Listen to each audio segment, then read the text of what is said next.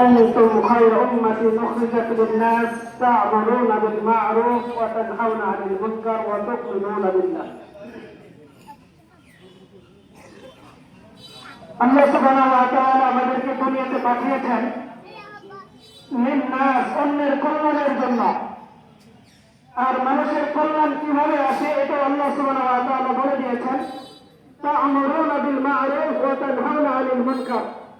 যে মানুষের কল্যাণ আছে সৎ কাজের আদেশ অসৎ কাজে বাধা প্রদান করার মাধ্যমে।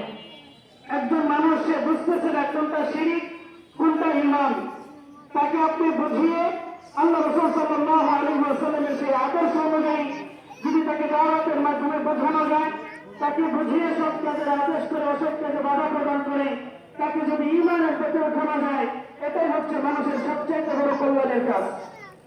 তো এই দুইটি কাজ, সৎ কাজের আদেশ অসৎ কাজে বাধা প্রদান, এটাও করতে হবে আল্লাহ রাসূলের আদর্শ অনুযায়ী। আল্লাহ রাসূল সাল্লাল্লাহু আলাইহি ওয়াসাল্লামের আদর্শ কি ছিল?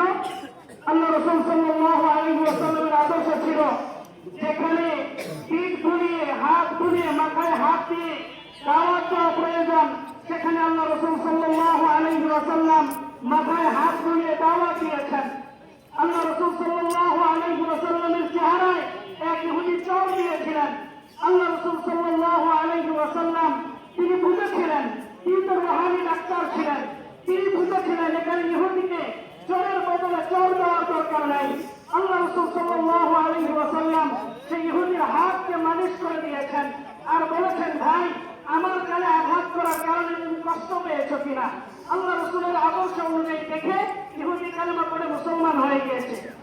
সেই নবী আলাইহিস সালাতু ওয়াস সালাম, সেই নবী আলাইহিস সালাতু ওয়াস সালাম চোর খাওয়ার পর হাত মালিশ করে দিলেন।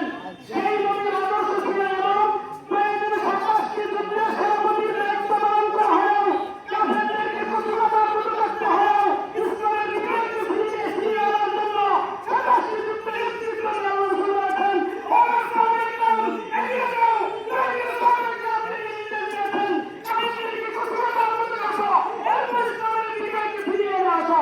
এটা আল্লাহ রাসূলের আদর্শ।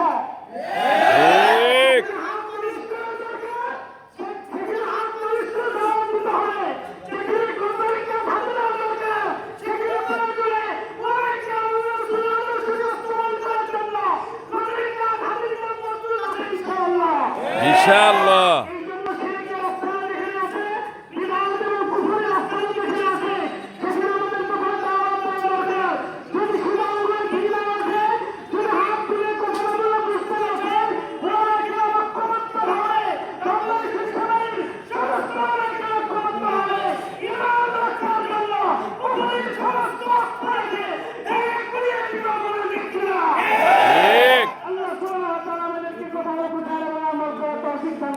اللهم آمين.